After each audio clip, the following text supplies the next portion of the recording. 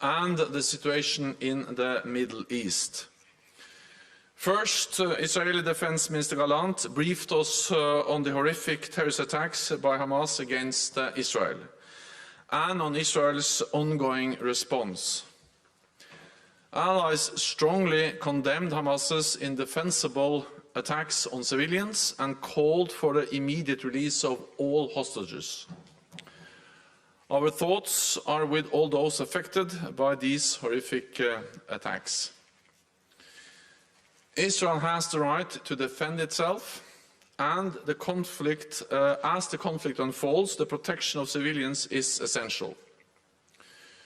No nation or organization hostile to Israel should seek to take advantage of the situation or to escalate the conflict. Today, a number of NATO allies made clear that they are providing practical support to Israel and doing everything possible to provide for the affected citizens.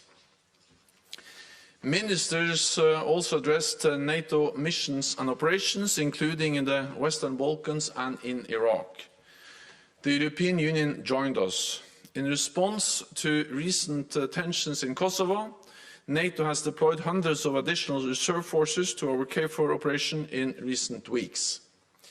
And we are conducting more patrols in the north of Kosovo. These are prudent steps to ensure KFOR has the forces it needs to fulfill its UN mandate impartially. Belgrade and Pristina must behave responsibly, refrain from destabilizing actions, and re-engage in the EU-facilitated dialogue. This is the only way to lasting peace in Kosovo. In Bosnia-Herzegovina, NATO continues to support the EU-led Operation Althea, which plays an important role in regional stability. In Iraq, our mission is expanding its support to Iraqi security institutions to help prevent the return of ISIS. Terrorism remains the most direct asymmetric threat to the alliance. So today I can announce that Assistant Secretary General Tom Goffers will serve as my special coordinator for counterterrorism. He will ensure that NATO's response to terrorism remains strong, effective and coherent. Defence ministers also addressed our progress in strengthening NATO's defences. At the Vilnius summit, we agreed the most robust defence plans since the Cold War. We are now taking the next steps. This means assigning the necessary forces, developing new capabilities, and adjusting our command and control structures. Russia's war on Ukraine is a reminder of the important role NATO's nuclear weapons play in deterring aggression. Next week, NATO will hold its annual nuclear exercise, Steadfast Noon. This is a routine training event that happens every October. This year, the training will take place over Italy, Croatia, and the Mediterranean Sea. Our exercise will help to ensure the credibility, effectiveness, and security of our nuclear deterrent. And it sends a clear message that NATO will protect and defend all allies.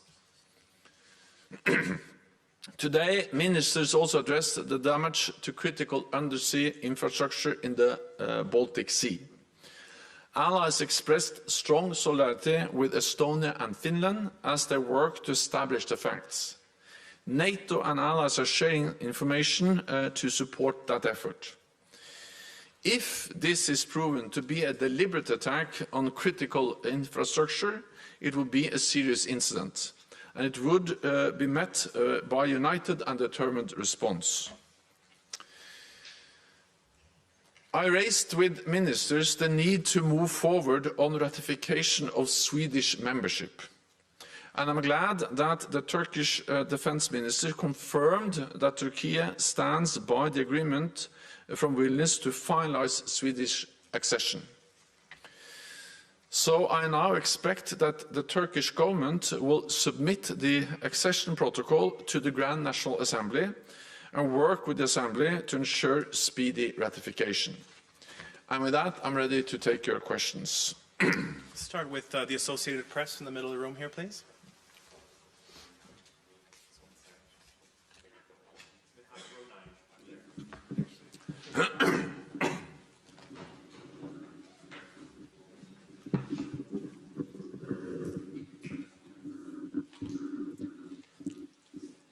Secretary General, you said, Lorne Cook from the Associated Press, you said in your opening remarks concerning Israel that no nation should try to take advantage. Is there concern among allies that Russia indeed might be trying to use this, and in what way do you fear that it may do that? Thank you. The situation in the Middle East is now very challenging, and of course there is always risk that nations and organizations hostile to Israel will try to take advantage, and that includes, for instance, organizations like Hezbollah or a country like Iran. So this is a message to countries and organizations hostile to Israel that they should not try to utilize the situation. And the United States have deployed or has deployed more military forces in the region, not least to deter any escalation or prevent any escalation of the situation. Go to the gentleman in the second row here, please, in the front. Thank you, Mikael Holmström, Dagens Nyheter, Sweden. I have two questions on the regional defense plans. How big problem is it that Sweden is not yet an allied nation and cannot be included in the defense plan of Northern Europe? And my second question is, how was this discussed today by the ministers? Thank you. The ministers expressed strong support for speedy ratification of Swedish accession, and they called on those allies who have not yet ratified to do so as quickly as possible, the two allies that are not yet ratified. So that was a very clear message from all those allies that have already ratified, meaning 29 out of the 31 allies. And I also expressed that myself, and I also refer to the agreement in Vilnius, where it was clearly stated that Turkey were going to submit the accession papers and work with the parliament to ensure ratification. Therefore, I welcome that the defense minister of Turkey stated clearly that Turkey stands by the agreement in Vilnius, including the need to ensure ratification.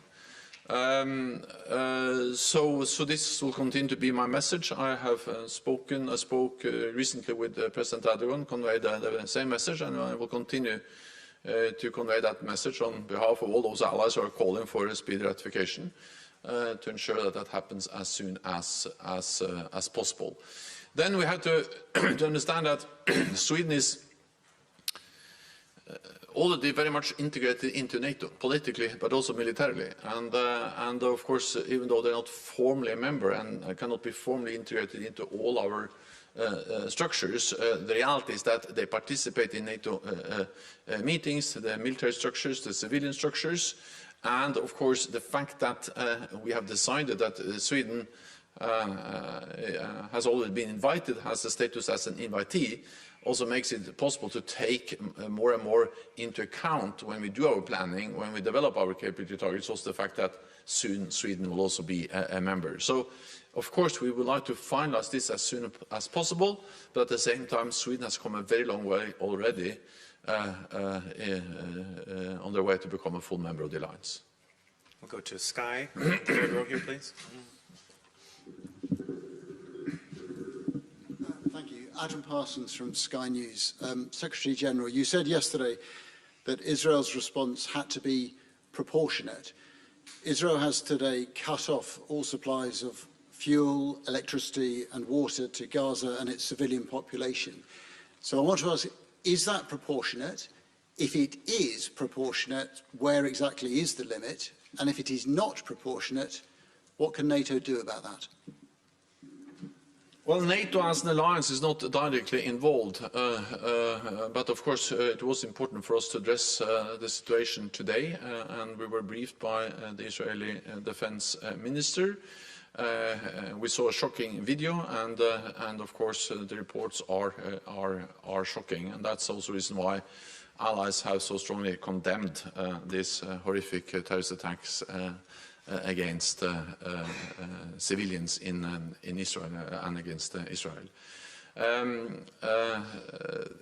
As this conflict evolves, it is important to protect civilians, and this was also clearly expressed by allies. There are rules of war, there are the requests for proportionality, and this was highlighted by many allies, and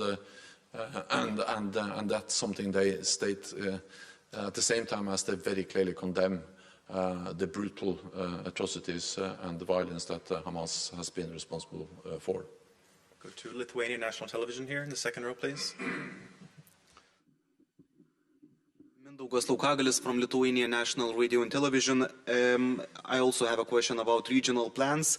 Germany today announced that they will contribute with the 35,000 troops to strengthen NATO security. We understand this is connected to the regional plans. Have any other allies announced their contribution to this matter? And in more general terms, how long the implementation of NATO summit in Vilnius decisions will take? And if I may, the other question, very short one, what is NATO doing to improve the security of undersea critical infrastructure? Thank you. So first on the undersea infrastructure, we have been working on that for many years because it is obvious that gas pipelines,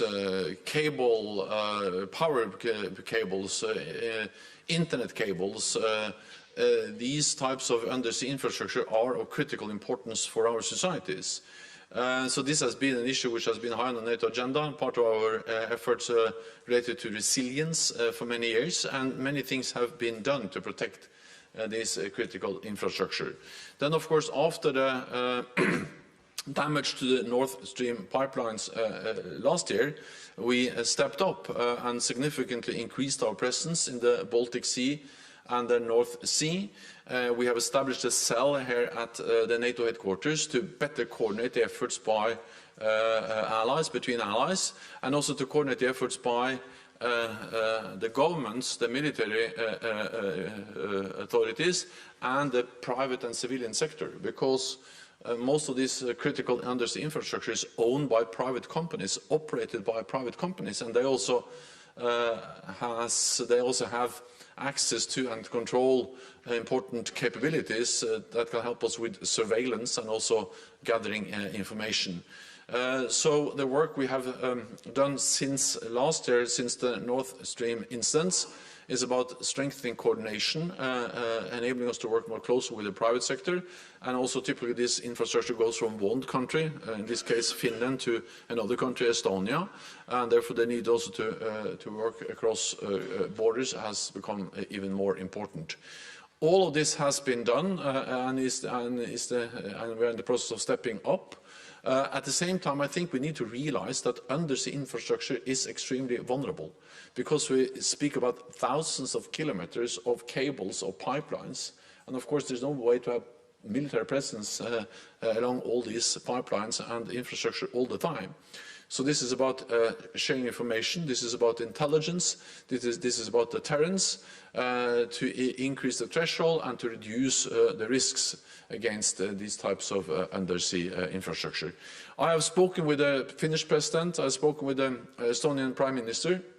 We stay in close contact with them, but I think now we need to await the outcome of the ongoing investigations.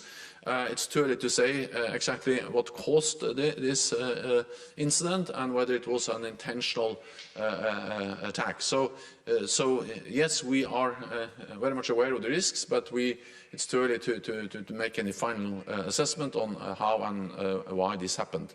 Then briefly on the plans, also we are now delivering as quickly as possible. We need to realize that these plans they are partly about forward presence, but they are also about in the eastern part of the alliance, but they're also about the protection of the whole alliance, the whole area of operation for succor in all directions. And not least they are about higher readiness of forces roughly 300,000 troops on high readiness, so we can quickly reinforce if needed. And allies are constantly delivering on the capabilities needed to make these plans executable. Go to ATV Kosovo, in third row, please.